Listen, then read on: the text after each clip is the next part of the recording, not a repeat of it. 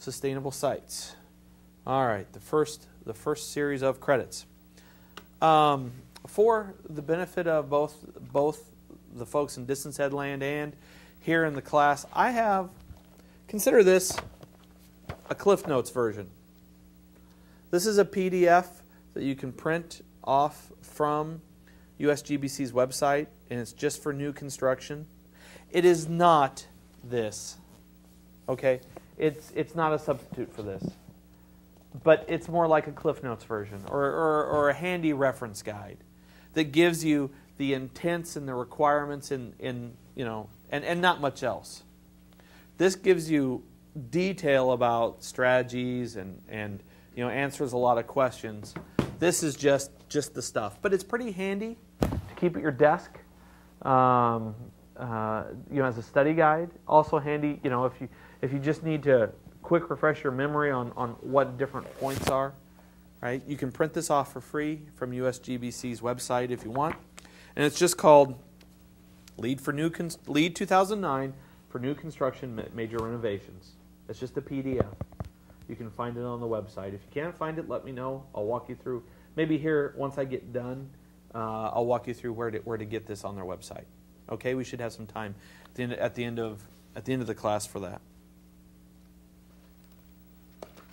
All right.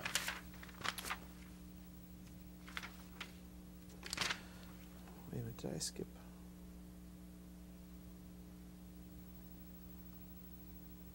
All right, sustainable sites. Sustainable sites, prerequisite number 1, construction activity pollution prevention. There's a mistake here. I want everyone to note this. It says that there is 1 point available for SS prerequisite 1. This is not true. There are no points available for prerequisites.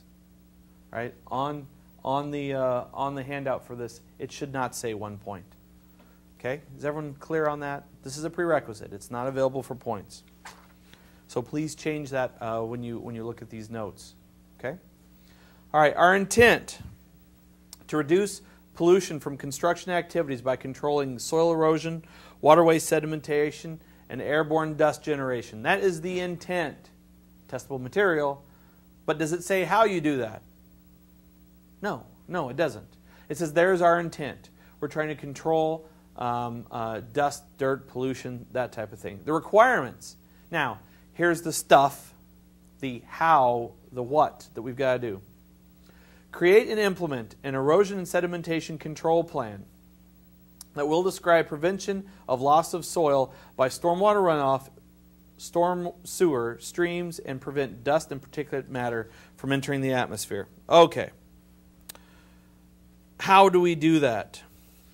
The EPA Construction General Permit outlines the provisions necessary to comply with this. Okay?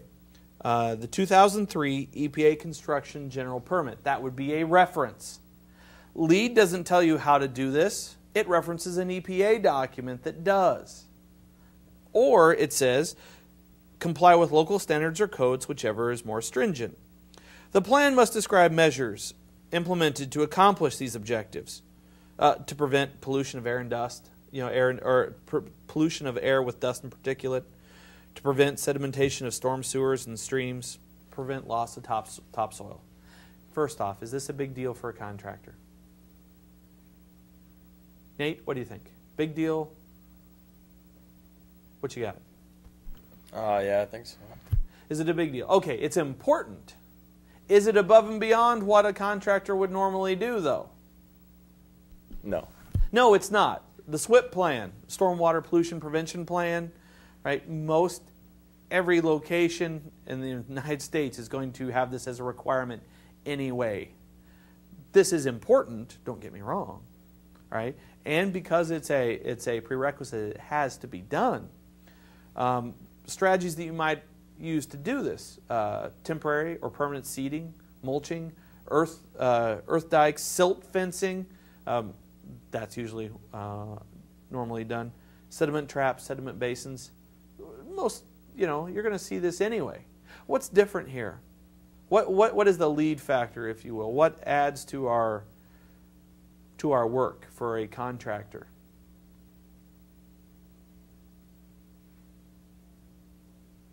Anyone? See, if I'm going to keep you guys awake here for 3 hours, I got to ask you questions.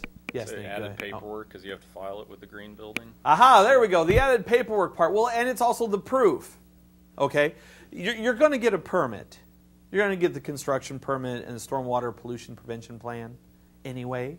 So they'd want to see a copy of your approved permit. But then, here's the proof part. What if at the end of the job, let's say, all right, I've got my permit, I save it, and I scan it digitally so I can upload it to USGBC's website for our project later. And I've got all this stuff. And then at the end, think of the review process as almost like an IRS audit. That's really what it is. Okay? They won't, different reviewers will have different things that they really like to see. Maybe different parts that they're going to highlight and spend a lot of time on. And, maybe some will really focus on this and maybe some will let it go. Okay?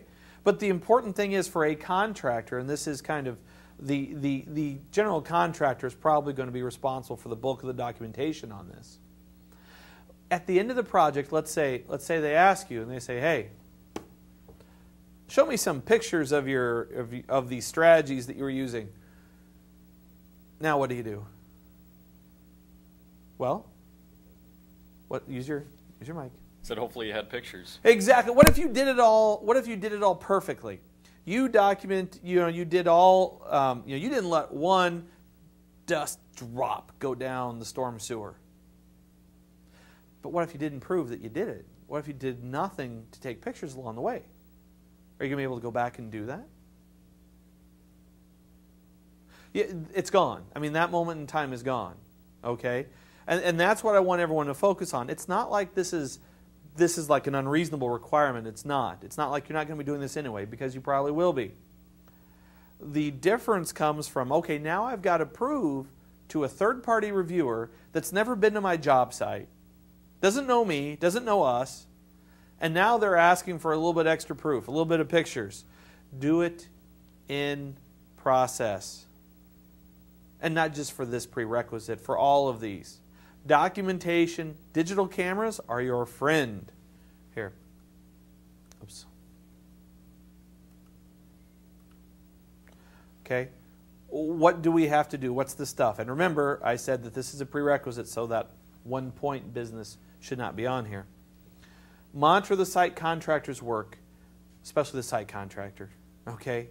They got big stuff. It runs over things like silt fences and such. Document measures utilized with digital photos. Weekly would be a good idea. Someone asked, well, does it need to be every week? I don't know. What are they going to ask for at the end of time? Afterwards. You're not going to be able to go back and redo it anyway. If you do it weekly, you can be pretty assured that you've got thorough documentation of this measure. Perform weekly checks, make sure all measures are working properly.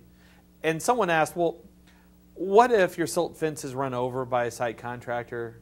Does that mean you lose this prerequisite and thus lose certification? No, it doesn't. And let's talk about what's reasonable. LEED does not have a spy satellite in orbit, zooming in on your projects to make sure that you're following everything.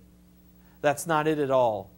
But what you would do is, if you're taking pictures and someone says, well, what happens if you run over? I'm like, well, don't take a picture until you fix it.